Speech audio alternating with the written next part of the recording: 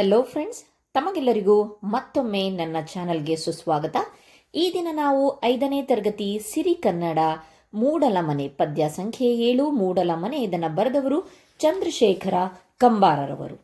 So ಬನ್ನಿ, ಈ ಪಾಠದ ಪ್ರಶ್ನೋತ್ತರಗಳನ್ನು ಮತ್ತೆ ವ್ಯಾಕರಣಾಂಶಗಳನ್ನು ಈ ಒಂದು ವಿಡಿಯೋದಲ್ಲಿ ನೋಡೋಣ. ಫ್ರೆಂಡ್ಸ್, ಇಲ್ಲಿಯವರೆಗೆ ಚಾನಲನ್ನು ಸಬ್ಸ್ಕ್ರೈಬ್ ಮಾಡಿಲ್ಲ ಅಂದರೆ ಪ್ಲೀಸ್ ಸಬ್ಸ್ಕ್ರೈಬ್ ಮಾಡಿ. ಕೆಳಗಿನ ಪ್ರಶ್ನೆಗಳಿಗೆ ಉತ್ತರಿಸಿರಿ. ಮೊದಲನೇ ಪ್ರಶ್ನೆ, ಆಲದ ಮರ ಎಲ್ಲಿ ಬೆಳೆದು ನಿಂತಿದೆ? ಉತ್ತರ, ಆಲದ ಮರವು ನಮ್ಮೂರಿನ ಅಗಸ್ಯ ಅಂತಂದ್ರೆ ಊರಿನ ಪ್ರವೇಶ ಬಳಿ ಬೆಳೆದು ನಿಂತಿದೆ. ನೀವು ಆನ್ಸರ್ ಅಲ್ಲಿ ನಮ್ಮೂರಿನ ಅಗಸ್ಯ ಬರೆದಿಲ್ಲ ಅಂದ್ರೂ ಊರಿನ ಪ್ರವೇಶ ದ್ವಾರದಲ್ಲಿ ಬೆಳೆದು ನಿಂತಿದೆ ಅಂತ ಬರೆದ್ರೆ ಸಾಕು. ಓಕೆ, ಇದು ಮೊದಲನೇ ಪ್ರಶ್ನೆಗೆ ಉತ್ತರ ಆಗಿದೆ. ಸೊ ಬನ್ನಿ, ಎರಡನೇ ಪ್ರಶ್ನೆ ನೋಡೋಣ. ರೆಂಬೆ ಕೊಂಬೆಯ ಮೇಲೆ ಯಾರು ಗೂಡು ಕಟ್ಟಿದ್ದಾರೆ? ಉತ್ತರ, ರೆಂಬೆ ಕೊಂಬೆಯ ಮೇಲೆ ರೆಕ್ಕೆ ಬಲಿತ ಹಕ್ಕಿಗಳು ಅಂದ್ರೆ ಗಗನದಲ್ಲಿ ಹಾರಲು ಶಕ್ತಿ ಇರುವ ಹಕ್ಕಿಗಳು ಗೂಡು ಕಟ್ಟಿವೆ. ಆದಷ್ಟು ಬ್ರಾಕೆಟ್ ಅಲ್ಲಿರುವ ಆನ್ಸರ್ಸ್ಗಳನ್ನೇ ಬರೀರಿ. ಮೂರನೇ ಪ್ರಶ್ನೆ, ಬನ್ನಿರಿ ನೀವು ನಮ್ಮ ಬಳಗ ಎಂದು ಕವಿ ಯಾರಿಗೆ ಹೇಳುತ್ತಿದ್ದಾರೆ? ಉತ್ತರ, ಕವಿಯು ದೂರ ದೇಶದ ವಲಸಿಗ ಹಕ್ಕಿಗಳಿಗೆ, ಅಂದ್ರೆ ವಲಸಿಗರು ಅಂತ ಅಂದ್ರೆ ಒಂದು ಪ್ರದೇಶದಿಂದ ಮತ್ತೊಂದು ಕಡೆಗೆ ಹೋಗಿ ನೆಲೆಸಿರುವರು, ಬನ್ನಿರಿ ನೀವು ನಮ್ಮ ಬಳಗ ಎಂದು ಹೇಳುತ್ತಿದ್ದಾರೆ. ಮರದಲ್ಲಿ ಯಾರೆಲ್ಲ ಸೇರಿ ಕರಗ ಕುಣಿಯುತ್ತಾರೆ? ಉತ್ತರ, ಮರದ ಮೇಲೆ ಭೂತ ಬೇತಾಳ ಅಂದ್ರೆ ದೆವ್ವ ಪಿಶಾಚಿ ಮತ್ತೆ ಜೋತ ಬಾವಲಿ ಅಂತಂದ್ರೆ ಬಾವಲಿ ಅಂದ್ರೆ ರಾತ್ರಿ ಸಂಚರಿಸುವ ಹಾರುವ ಪ್ರಾಣಿ ಸೇರಿ ಕರಗ ಕುಣಿಯುತ್ತವೆ. ಮರದ ಎಲೆಗಳ ನೆರಳಾಟ ಎಲ್ಲಿ ನಡೆಯುತ್ತಿದೆ? ಉತ್ತರ, ಮರದ ಎಲೆಗಳ ನೆರಳಾಟವು ಮನೆಯ ಗೋಡೆಯ ಮೇಲೆ ಆಟ ಆಡುತ್ತಿದೆ.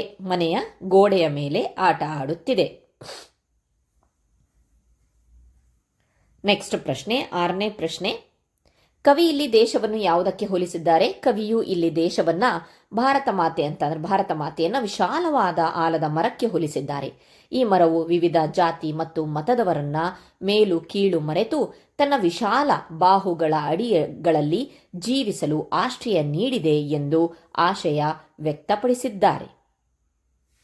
ಸೊ ಈಸಿ ಆಗಕ್ಕೆ ಅಂತ ಹೇಳಿಬಿಟ್ಟು ಕೆಲವೊಂದು ವರ್ಡ್ಸ್ನ ಮೀನಿಂಗು ಬ್ರಾಕೆಟ್ ಅಲ್ಲಿದೆ, ನಿಮಗೆ ಅರ್ಥ ಆಗಲಿ ಅಂತ ಹೇಳಿಬಿಟ್ಟು ಸೊ ಅದನ್ನು ಓದ್ಕೊಂಡು ಅರ್ಥ ಮಾಡ್ಕೊಳ್ಳಿ. ನೆಕ್ಸ್ಟ್ ಮೇನ್ ಬಂದ್ಬಿಟ್ಟು ಕೆಳಗಿನ ಪದ್ಯ ಭಾಗವನ್ನ ಪೂರ್ಣಗೊಳಿಸಿ ಕಂಠಪಾಠ ಮಾಡಿರಿ. ನಮ್ಮೂರ ಅಗಸ್ಯಾಗ ಆಲದ ಮರ ಬೆಳೆದು ಹಾದಿ ಬೀದೆಲ್ಲ ತಂಪು ನೆರಳ, ನೆತ್ತಿಗೂದಲ ಹರವಿ ತಪವ ಮಾಡೋನ್ಯಾರ, ಜಡಿ ಮುನಿಯ ಜಡಿಯ ಹ್ಯಾಂಗ ಬೀಳಲ.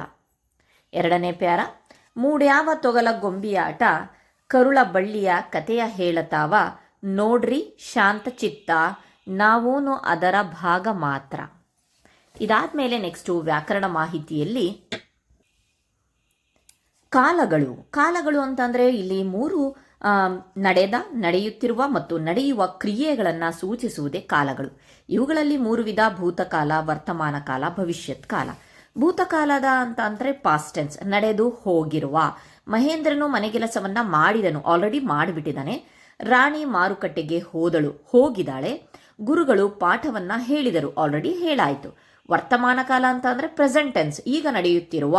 ರಾಜು ತೋಟದಲ್ಲಿ ಕೆಲಸ ಮಾಡುತ್ತಾನೆ, ಲಕ್ಷ್ಮಿ ಶಾಲೆಗೆ ಹೋಗುತ್ತಾಳೆ, ಅವರು ಜಮೀನಿನಲ್ಲಿ ದುಡಿಯುತ್ತಾರೆ. ಭವಿಷ್ಯತ್ ಕಾಲ ಅಂತಂದ್ರೆ ಫ್ಯೂಚರ್ ಟೆನ್ಸ್, ಮುಂದೆ ನಡೆಯುವ.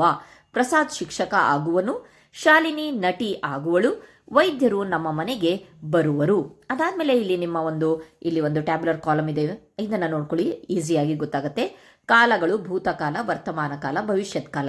ಆಡಿದೆನು, ಆಡುತ್ತೇನೆ, ಆಡುವೆನು. ನೋಡಿದೆನು, ನೋಡುತ್ತೇನೆ, ನೋಡುವೆನು. ಬೇಡಿದಳು, ಬೇಡುತ್ತಾಳೆ, ಬೇಡುವಳು. ಓಡಿದನು, ಓಡುತ್ತಾನೆ, ಓಡುವನು. ನಡೆಯಿತು, ನಡೆಯುತ್ತದೆ, ನಡೆಯುವುದು, ಮುಂದೆ ನಡೆಯುವುದು. ಸೊ ಬನ್ನಿ ನೆಕ್ಸ್ಟ್ ಭಾಷಾಭ್ಯಾಸವನ್ನ ನೋಡೋಣ. ಈ ವಾಕ್ಯದಲ್ಲಿ ಅಡಿ ಗೆರೆ ಎಳೆದ ಶಬ್ದ ಯಾವ ಕಾಲವನ್ನ ಸೂಚಿಸುತ್ತೆ? ಅರ್ಚನಾ ಗೆಳತಿಯ ಮನೆಗೆ ಹೋಗುವಳು, ಇನ್ನು ಹೋಗಿಲ್ಲ, ಹೋಗುವಳು, ಭವಿಷ್ಯತ್ ಕಾಲ. ಚಂದನ ಚೆಂಡಾಟ ಆಡುತ್ತಾನೆ, ಈಗ ಆಡುತ್ತಾನೆ, ವರ್ತಮಾನ ಕಾಲ. ಧನುಶ್ರೀ ಗೀತೆ ಹಾಡಿದಳು, ಹಾಡಾಗ್ಬಿಟ್ಟಿದೆ, ಹಾಡಿದಳು, ಭೂತಕಾಲ. ಮಾದರಿಯಂತೆ ಸರಿಯಾದ ಶಬ್ದವನ್ನ ಬರೆಯಿರಿ. ರಾಜ್ಯವನ್ನು ಆಳುವವಳು ರಾಣಿ, ಹೌದಲ್ವಾ? ಓಕೆ, ನೆಕ್ಸ್ಟ್ ಹಣ ವಸ್ತುಗಳನ್ನ ಉಚಿತವಾಗಿ ನೀಡುವವ ದಾನಿ. ಸೇನೆಯನ್ನು ಮುನ್ನಡೆಸುವವ ಸೇನಾಧಿಪತಿ. ಕಾಯಿಲೆಯಿಂದ ಹಾಸಿಗೆಯಲ್ಲಿ ಮಲಗಿದವ ರೋಗಿ. Okay, thank you friends.